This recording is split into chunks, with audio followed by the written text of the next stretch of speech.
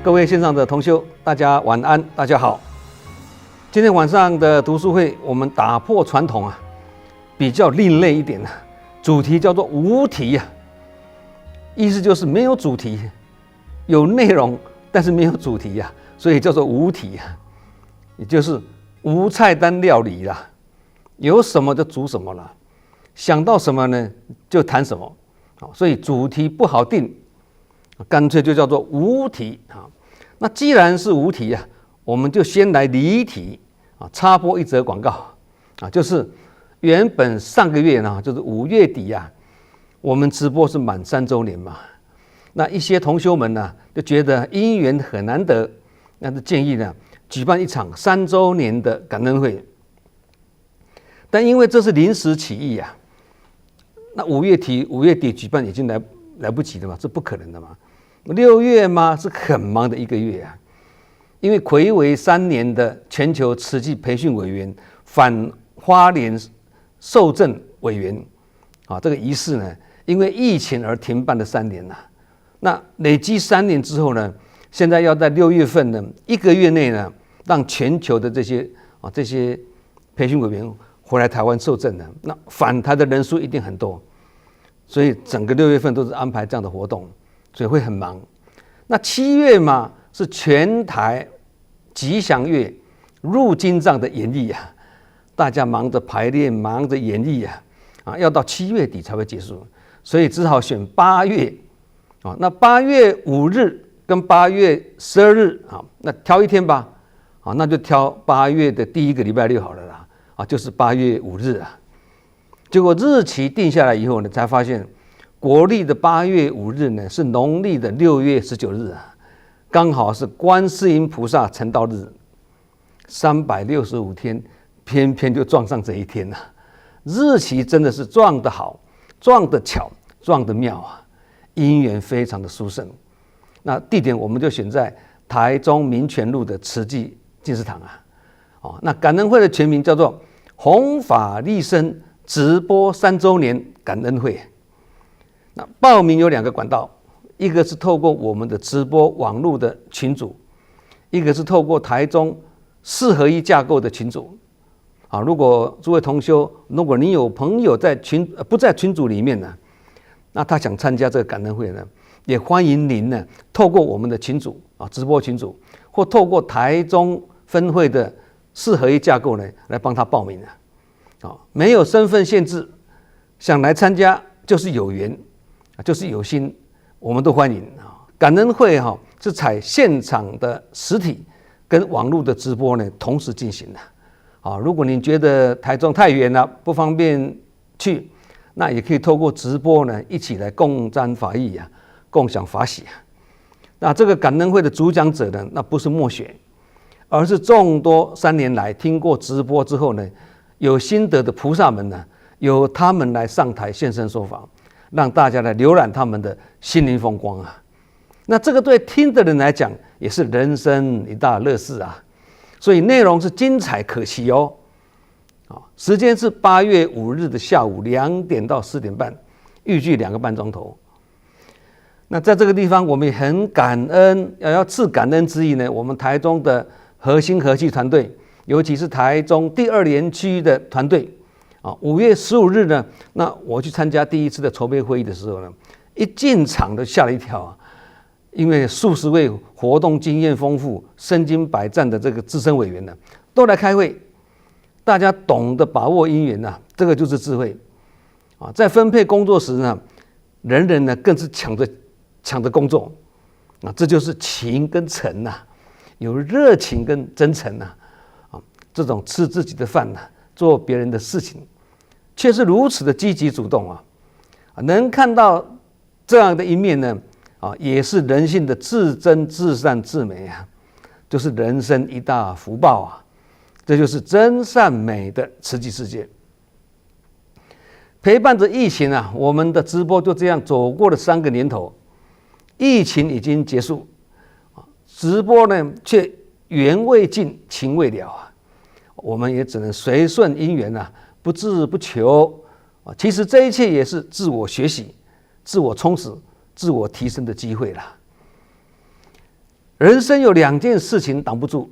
一个是无常，一个是时间。时间过得很快哦，就好像火车快跑一样啊，爬过高山，越过小溪，经过田野，不知不觉中已跑了1000万里啊！在快速行驶的火车里面呢，火车啊，我们看起来好像是窗外景物呢快速后退啊，其实窗外景物是静止的，是我们在快速前进啊，所以看起来是窗外景物在往后退，然而虽然看起来是我们在快速前进，其实我们并没有动，我们是安静的坐在位置上啊，是火车在快速前进。同理啊，当我们坐在火车的时候呢，车头在那边，如果我们面向后方而坐，那火车往这个方向跑嘛，对不对？那这样看起来，我们是不是在往后退啊？但是呢，看似后退，实则前进嘛。跟农夫插秧一样啊，对，这样子后退啊，原来是向前呐，这个叫做以退为进，叫做后进啊，不是后退哦。后退跟后进虽然是同一个方向啊，但不同的心念会有不同的遭遇啊，甚至会有不同的命运，所以才会说以念转运就是这个意思啦。这个告诉我们一个道理哦，人生有时候看起来是我们很吃亏，其实吃亏就是占便宜啊，这个道理可能大家都懂了哈。那有时候看起来我们是占到别人的便宜哦，占到便宜而沾沾自喜啊，其实我们很吃亏。这个就是所谓的塞翁失马焉知非福啊，塞翁得马焉知非祸，是非福非祸，非福非祸福祸是相连的。所以即使碰到好事连连呐，我们也不要沾沾自喜啊；即使碰到衰事不断呐，也不要唉声叹气呀。面对一切的得失，我们处之泰然，因为一切都是好因缘呐。所以如果能够做到管他天下千万事，闲来轻笑两三声啊，这样就是平常心了。那有平常心的人呢，才会一切都是好因缘啊，因为他会逆来顺受，顺来看破。那失去平常心的人呢，就会一切都很不正常，因为他会喜怒无常啊，表现失常啊。这个在我们的生活周遭啊，只要我们用心去观察呢，就随处可见有这样的人啊。众生缘结得不好，双方冤冤相报，苦苦相逼啊。这种业力循环要到什么时候才会了断呢？其实善缘恶缘总是缘呐，何妨将恶转为善呐？物散云开见青天啊！因为相逢就是彼此有缘嘛。那不管善缘恶缘，彼此要一笑置之啊，这样就是一笑泯恩仇啊。那些恩恩怨怨就让它过去吧。心要赶快离境啊，这样本来是共恶业，才会转化为共善业。只要我们不对号入座，不要去理它，它就对我们产生不了作用了。那这样业就自动转化掉啦，不起反应就是转化掉啦，就这么简单。那我们举个例子来讲呢，大家是更清楚啊。就好像在马路上啊，碰到一个神经病在骂你啊，你如果不理他，那只有一个神经病；你如果去理他，甚至还骂回去，那这样就变成2个神经病了。我相信没有人会这样子做啦。这个道理很懂啊。所以有一句台湾话说啊，卖插伊就跟他笑就是这个道理嘛。那真正的道理啊是什么呢？不管是好人还是坏人呐，人人都是本具佛性，都是还未觉悟的佛，也都是未来佛。所以我们就要学习呢，礼敬诸佛。法也没有好坏之分，端看我们的心是正是邪。心是正，所学皆成正法了。心是邪呢，所学皆成邪法。心是正，现在就是正法时期了。那心是邪呢，现在就是坏劫时期了。那命运也没有好坏之分，以前我们有讲过嘛，哈，会有好坏之分，那是我们的妄心在做分别啊。同理啊，刀子也没有好坏之分呐，拿去杀人叫做凶刀了，拿去切菜叫做菜刀了。所以刀子的好坏不是看刀子本身，而是看使用的人，看看这个人是用什么心态在用这把刀啊。这样的道理就是一切唯心造啊。那我们刚刚以坐火车来解释呢，看似进实则退啊，看似退实则进，那看似动实则进啊，看似进实则动。所以说动也对，说进也对，说进也对，说退也对。那以法来讲呢，非正法，非邪法，法没有正邪之分，但人心有正邪之分哦。以刀子来讲呢，非好刀，非坏刀啊，好坏跟刀子无关，跟人有关。这些道理呢，其实也是回归到我们常常讲的不二法门，就是非好非坏，非动非静，非进非退。那这样的道理呢，我们要清楚啊。有一句话说啊，心力会影响体力，体力会影响脑力。听起来好像有一点母煞煞，到底是谁影响谁啊？就好像到底是爸爸影响妈妈，还是妈妈影响爸爸啊？是父母影响孩子，还是孩子影响父母呢？是大人影响小孩，还是小孩影响大人呢？其实会碰在一起啊，相逢自是有缘呐，就会彼此互相影响了。佛法上叫做共业。那一个家有一个家的共业啊，国有国的共业啊。同住在一个社区里也是共业啊，搭乘同一架飞机也是共业啊，彼此都会有影响，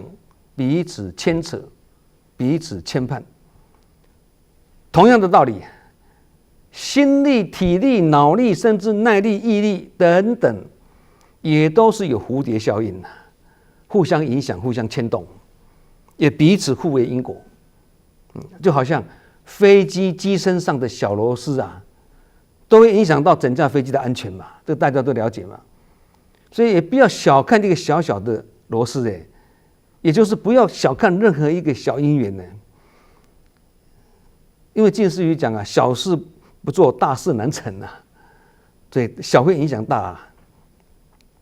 那心力、体力、脑力，或是毅力跟耐力，每一个人都像是飞机机身上的螺丝啊，都非常重要啊。如果把它倒过来念，把心力影响体力，把它改成体力影响心力，或者把体力影响脑力改成脑力影响体力，这样也是通。我们常常在讲啊，力不从心，或心有余力不足，或有心无力，不就是这样的道理吗？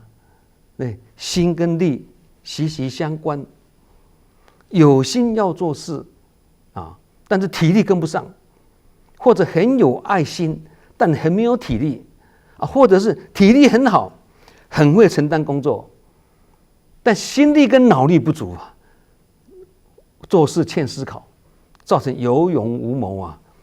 这样要成事也会造成缺憾那有心无力或者力不从心，都可能做事情或者是身体很强壮但心灵很脆弱动不动就心灵受伤，玻璃心。那这样人生的路呢，也会走得跌跌撞撞或者是精神很敏锐但是耐力很不足变成精神敏锐的时间呢很短，好不容易敏锐起来了，一下又不敏锐了，也就是无明的时间呢长过光明的时间变成夜长日短大部分的时间都是处在暗暗的黑夜里面呢，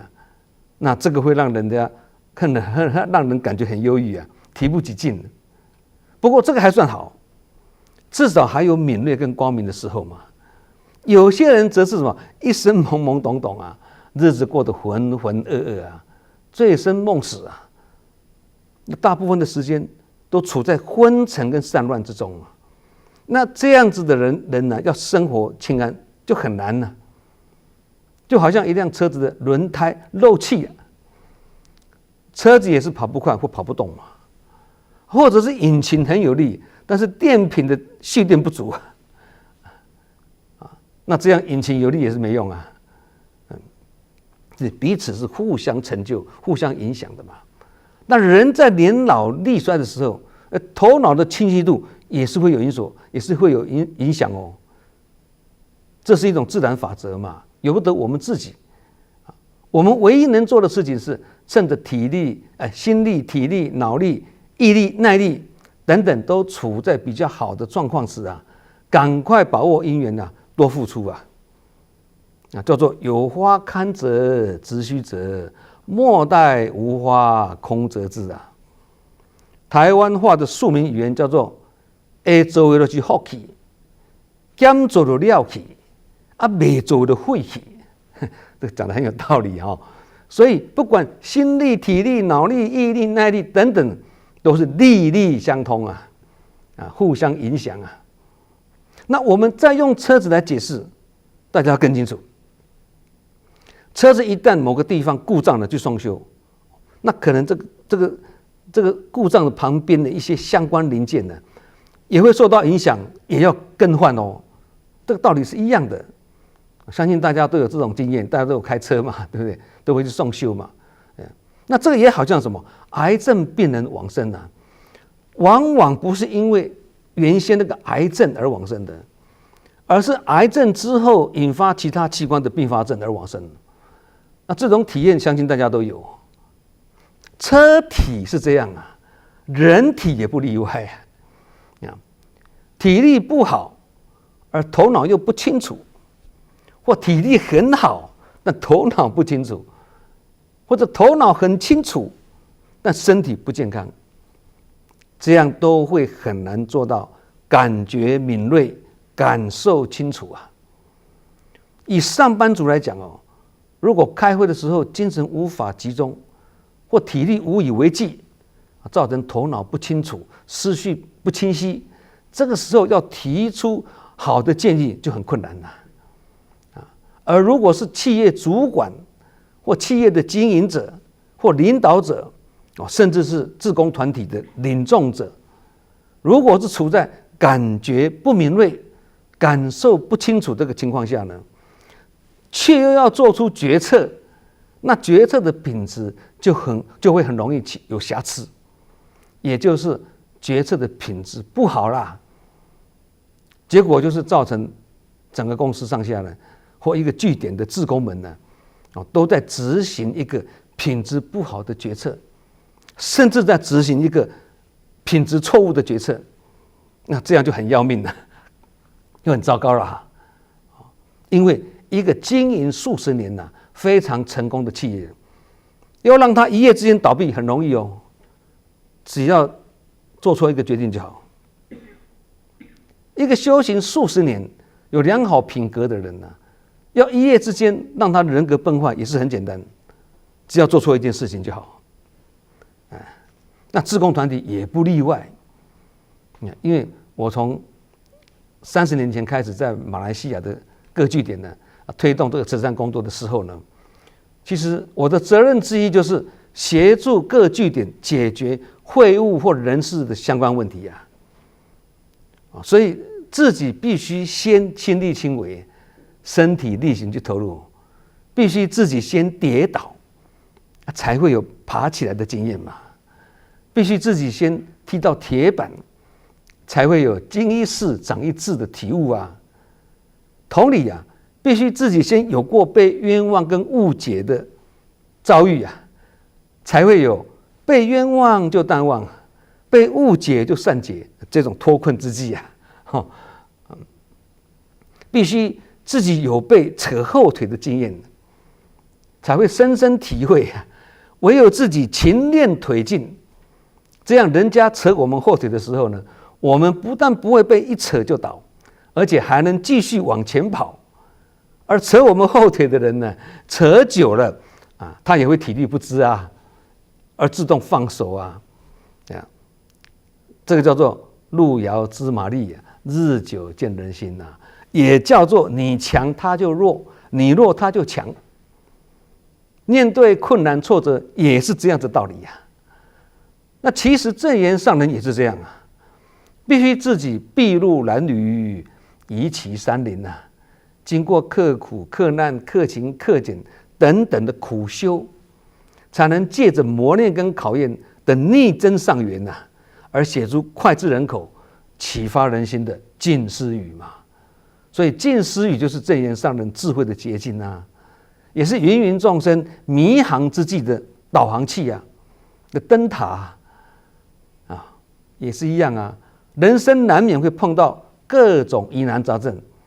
人群中更是难免有人事问题这些疑难杂症或者人事问题呢，在《静思语》这本书里面呢，早已有预言了，写在里面了，叫做未卜先知然而更妙的是，所有解决问题的标准答案呢，早就写在这本《静思语》里面的了。因为这就是正言上人亲自走在菩萨道上的经验谈嘛。所以《静思语》这本书也可以说是一本武功秘籍上人还有一本书著作叫做《实在心路》8、9、10的10不是真实的10这本书也是一样诉说着即使你要闻声救苦或者救苦救难就像14年前要帮莫拉克风灾的灾民盖永久屋过程也是困难重重层层关卡且关关难过但上人并没有因此而退却或者放弃。在救灾过程中那一种的心系苦难众生，而面对巨大的挑战跟考验的那种心路历程而写成的《实在心路》这本书。这本书就是正言上人的心境写照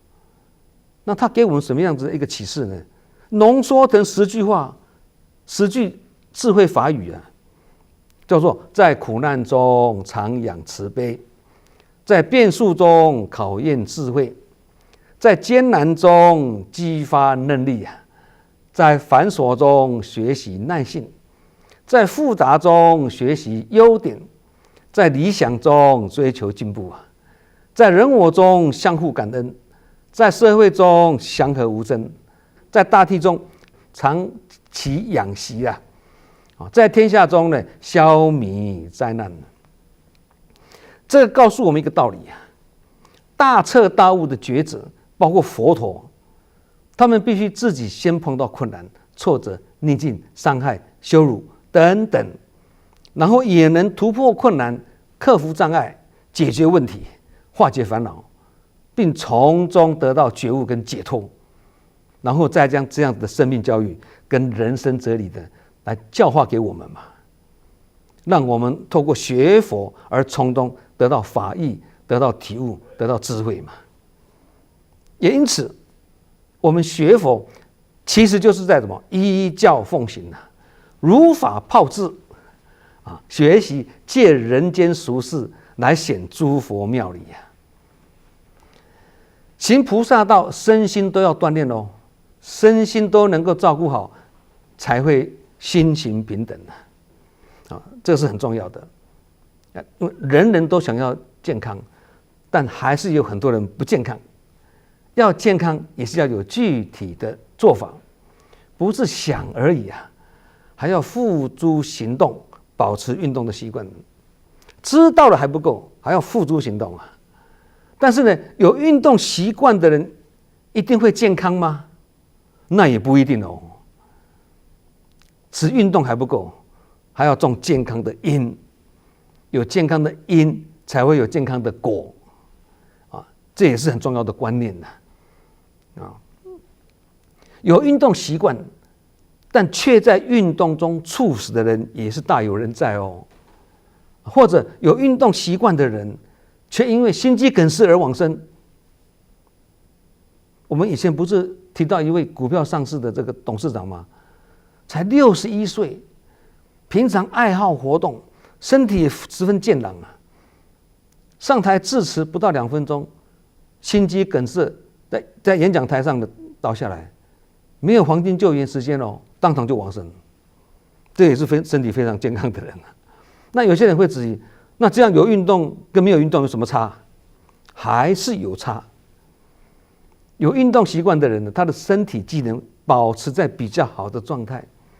就好像有在定期保养的车子啊，故障率会比没有保养的车子呢低啊，道理是一样啊。有运动习惯的人精神会比较好啦，这会影响到他的心力跟脑力，甚至影响到他的耐力跟毅力啊。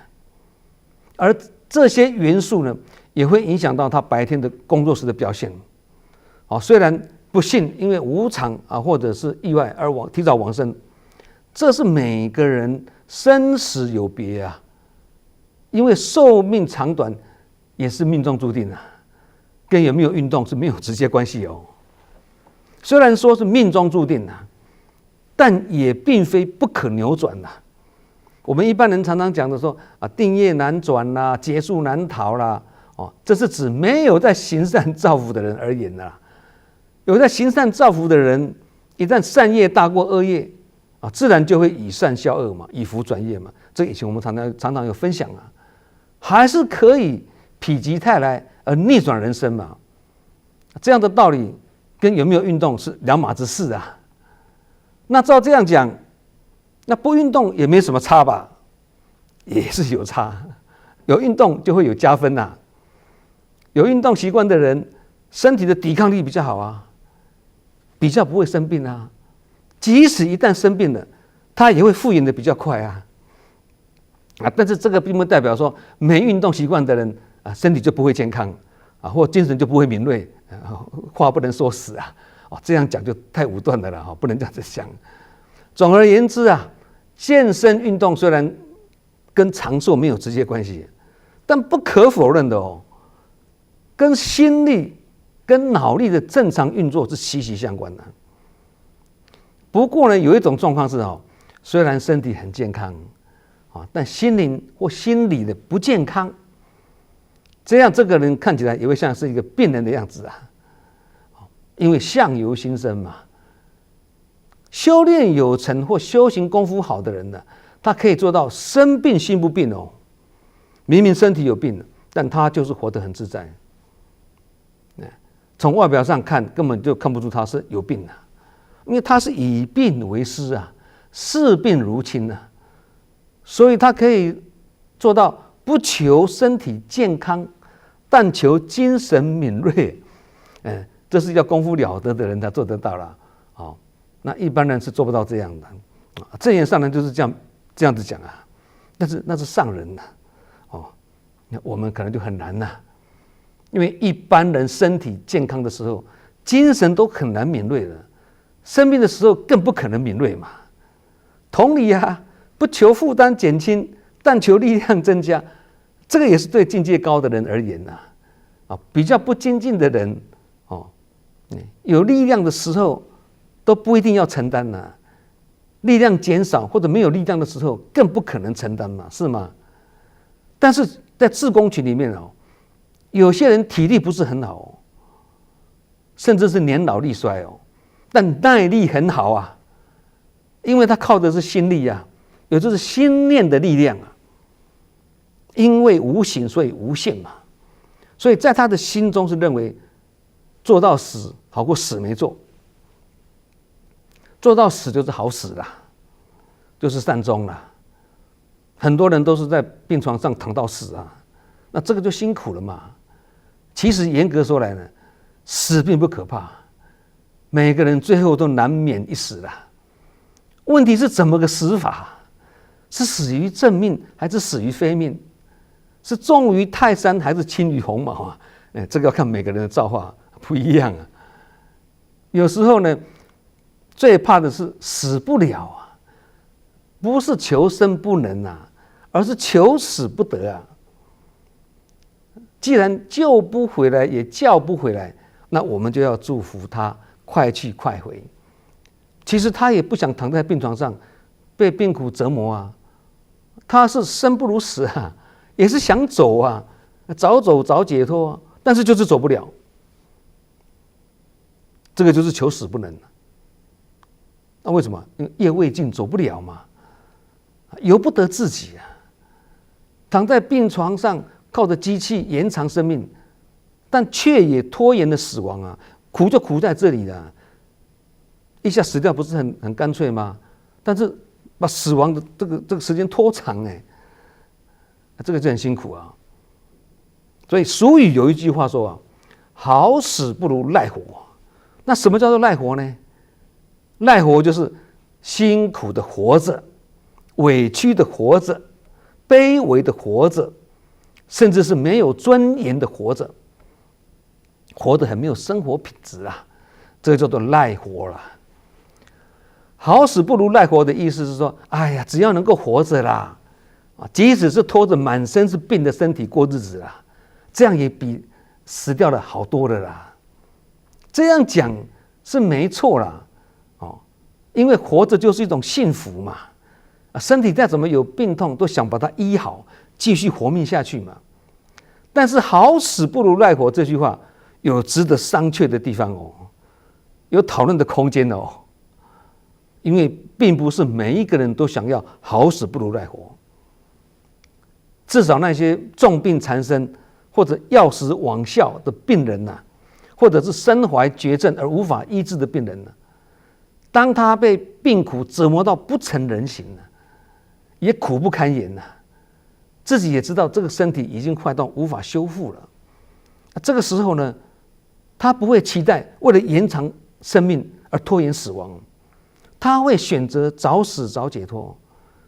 更不会有好死不如赖活的心态了的心念了。这个时候呢，他会选择好死，他不想赖活，所以好死不如赖活这句话在这个时候说不通。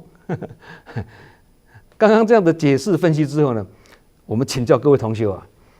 好死不如赖活跟赖活不如好死，哪一个比较有道理啊？其实是见仁见智啦，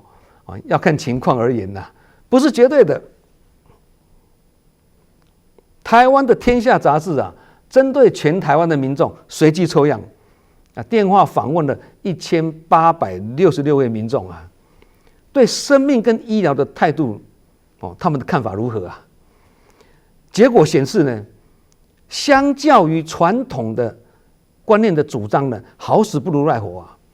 现在的人呢，更重视生命尊严，宁愿活得好，而不是活得长啊。所以有73%的民众认同啊，有时候要看情形放手，让病人顺其自然死亡。只有不到2%的人主张，不管怎么样啦，医生应该要尽其所有的方法呢，来救病人的生命啊，不顾一切的意思啦。所以家属或晚辈不是拼到底才是孝顺啊，这样的观念很重要啊，不是拼到底才是孝顺啊。所以当被问到，假如有一天父母长辈因为生病或者意外需要急救，那不论病情好坏或者救回来的几率有多少，有高达70%的人他不同意，不救就是不孝哦，他们不同意这句话哦，也就是他们不认为要拼到死才是孝顺的，他们不认为啦。所以现代的人的观念比较开化啦，面对死亡，现在的人已经有不是拼到底才是孝顺的概念。这是为什么很多医院都有安宁病房的原因嘛，就是尊重生命嘛。那透过这个安宁病房的设置呢，透过这个安宁病房的临终关怀，让生命有尊严、没有痛苦的结束。那《天下》杂志这份问卷调查的结果，跟实际上每天在医院里面发生的几乎都要拼到死的那个剧码呢，是不一致的哦。那为什么会这样子？这中间问卷跟实际之间有很大的反差。那这个研究的结果可能就是一般民众没有心理准备，不会预期会遇到说父母长辈需要急救，没有预习到这种状况的。但如果真的遇上了，一下子又措手不及，这个时候要急中生智就不简单了这个时候就不敢太理性了哦。何况还有家人跟亲属啊，担心有人会说我们不孝怎么这样都不救呢？所以就先拼再说的啦，不顾一切，先拼再说。所以事情未发生的时候，道理是不是懂得很清楚？然而事情一旦发生，要化为行动的时候，你又是另外一回事的哦。那我们既然学佛呢，我们就是要勉励自己，将正信的佛法实践在生活中更要实践在生命临终之际所以不是拼到底才是孝顺当问卷中被问到，如果你自己生病了，接受治疗的结果也不太乐观那有一种情况是还有一点意识了，但是要靠继续为生，插呼吸器问到这样的时候，有1/8的民众呢会希望医生呢停止治疗，让自己顺其自然的死亡。那另一种状况是什么？变成没有意识的植物人那这个时候呢，更有9成2的人呢，希望不要再治疗了，不要浪费金钱，停止治疗，不希望呢沦落至此那即使是稍微不严重的情况也就是说完全卧床了啦，但生活都要依赖家人或者其他人24小时的照顾那碰到这种情况的时候，也有7成7的人呢，希望停止治疗，让他自然死亡。所以这样子的问卷调查很值得我们参考当我们听到老人家常年卧病在床大家都会说哎呀折磨也会不忍心他继续受苦，而会产生哎呀早日离开，早日解脱啦，有这种无奈的想法当我们听到老人家睡梦中安然辞世了，大家会说哇，很福气福气安然往生在睡梦中往生一点痛苦都没有虽然还是会不舍啦，但只要后面再接一句好走就好啦还是会感觉很庆幸嘛。那病人受折磨，家属也难免痛苦病人早走早解脱，家属同样也可以如释重担双方都是离苦得乐各位同学，如果可以选择的话，请问你要选择哪一个？答案是不问而知嘛，对，不问可知嘛。但很可惜的是，当我们自己陷入这样的状况的时候呢，那时候我们可能会没有意识甚至昏迷不醒所以我们讲要做到心不贪恋，意不颠倒，这个是不容易所以活着的时候就要交代的清清楚楚啦，否则临终之际会由不得自己我的爸爸妈妈也是我这个当儿子的，在他们脑筋清楚的时候呢，小以大义，让他们提前讲出他们的后事要怎么处理所以才能够往生之后呢，处理得很顺利嘛。虽然医学的进步让人类可以长寿了，但还是无法让人免除病痛的煎熬了。可以长寿，但是还是会有病苦。老来拖着病痛的身体造成活得越久呢，反而承受的这个痛苦越多生命虽然可贵啦，也应该珍惜的，但如果是靠医疗仪器来维持生命，这样是痛苦又没有尊严这种生命存在的意义是很值得我们去探讨。